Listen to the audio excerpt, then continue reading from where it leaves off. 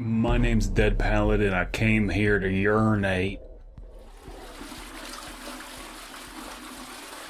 Today we're going to be reading the God Toilet, or just God Toilet. There's no the in this, and if there was a the, it'd probably be capitalized because it'd be the God Toilet, because I am an Abrahamic monotheistic toilet enthusiast. So let's see what this story has on offer from the Creepypasta Wikia.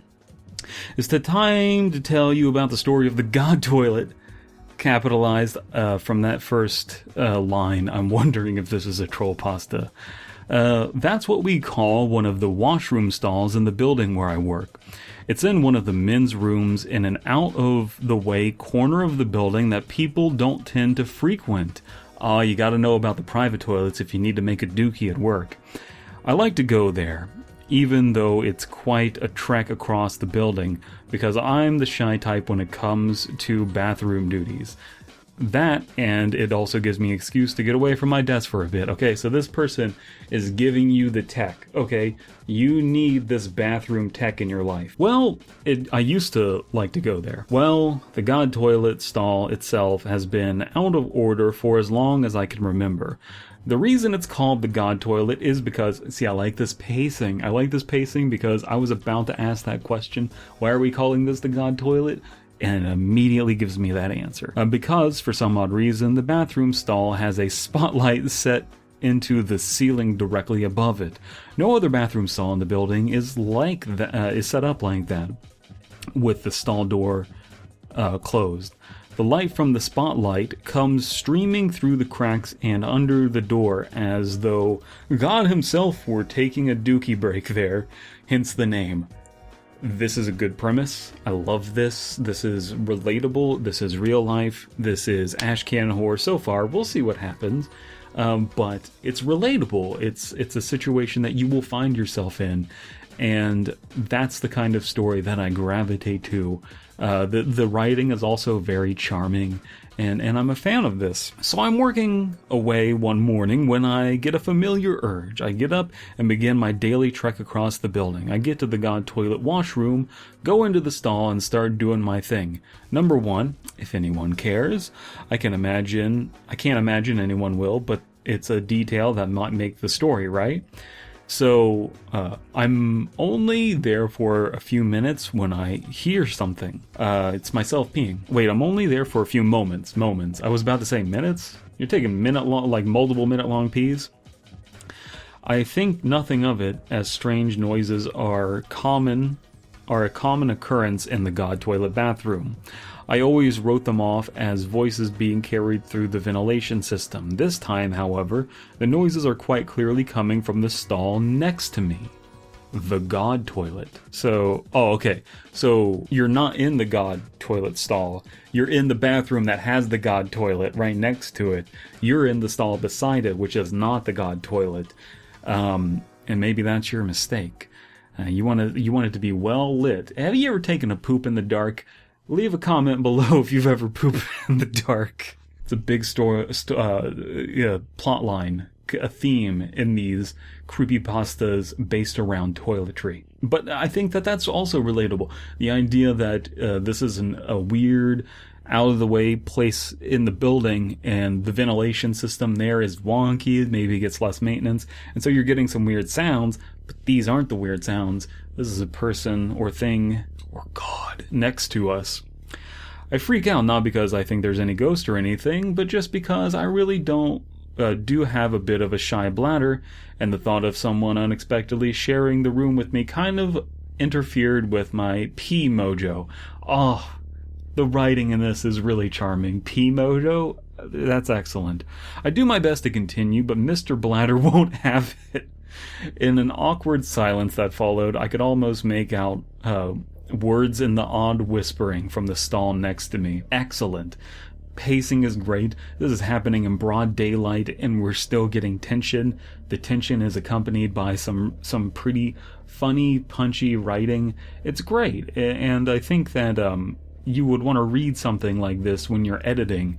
So if you're editing your story and you want to punch it up and make it more charming, look at something like this. This is just simple, like, what can I say instead of I'm having problems peeing? Well, you can say, my pee mojo, okay? That just makes it fun, okay? And this is excellent. Despite myself, I lean a little closer to the stall wall, feeling like a complete weirdo for listening to someone whispering to themselves on the toilet, but intrigued. Well, why would someone be whispering to themselves in the toilet? That's the weird thing. Come on, poop. Come on, poop. Get out of there. Poop devils be gone. There's heavy breathing and what sounds like sobbing. Well, depends on. I suppress a giggle imagining someone so thoroughly constipated that they had broke down into tears. I mean, it happens. It happens, folks. Leaning a bit closer, I can almost hear myself. I can almost make out some words in the stream of whispered gibberish. One of those words was God. Another was help. My amusement was definitely short-lived. So again, they're kind of like, they have this funny moment of like, someone's crying, they must like, and the immediate joke is like, well, they're constipated. And then we get another thing of like, God help, and the story needs to take a turn, there needs to be a climax to what's happening, and so they have to like, kind of nip the comedy in the bud before it gets off, and they're like, God help me poop, but they cut it off with, my amusement was short-lived. That's a great way to end a paragraph. Absolutely excellent. I was just able to make out a whole sentence, oh God, please help me, when something hit the stall wall. Hard. Hard enough to make the wall bow out towards me briefly, rattling its frame. The whispering was still going on, but now beneath it I could hear grunting. Low, animalistic grunting that made the hairs on the back of my neck stand up. Excellent. Great pacing in this story. That's what's fun about the Creepypasta Wikia. You never know what to expect. When you get a story like The God Toilet, it could be absolute hot garbage, or it could be just a sleeper hitter. And this is hitting it out of the park for me. I had definitely had enough. I zipped up and looked down to do so. I happened to glance beneath the stall. On the little sliver of God toilet floor that I could see was a drop of what could only be blood. I like that they didn't say like crimson liquid or something along those lines. They're just like, it was a red fluid. It was probably blood. Let's be real. Let's not play coy and act like this isn't a horror story. I got the hell out of the stall, and in a movement of supreme stupidity, decided to wash my hands as quickly as I could.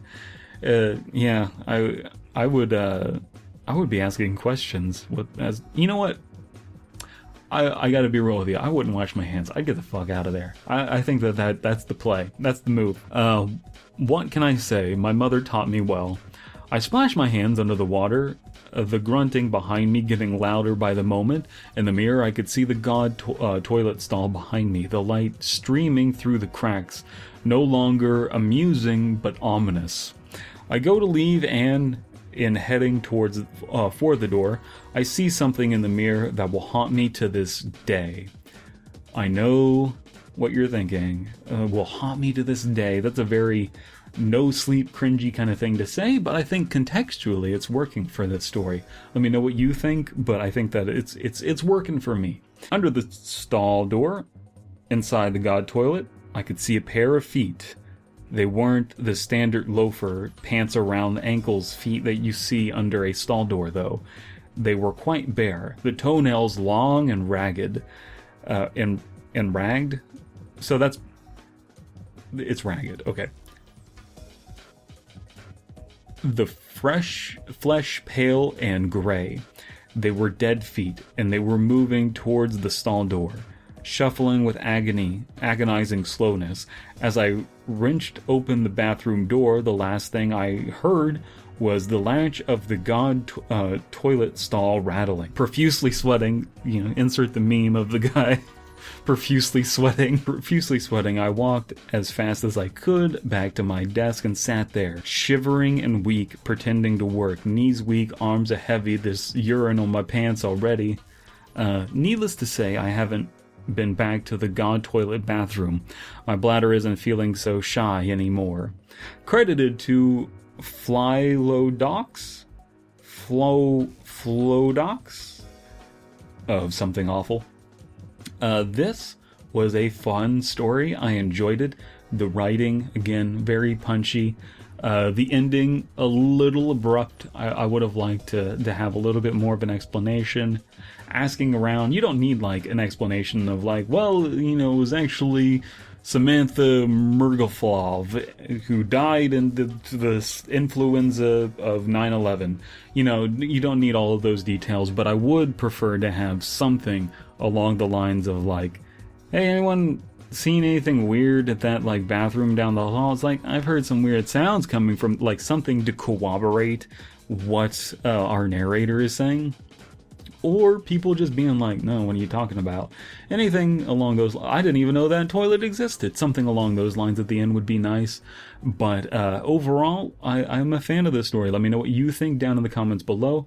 I have a Ko-fi if you want me to read a story that you wrote, or you just want to be generous. And also, please check out the Fear Fiction podcast. If you enjoyed this, you will definitely enjoy myself, Abysme, and Slime Beast reading and critiquing short horror stories paragraph by paragraph and bullshitting while we do it.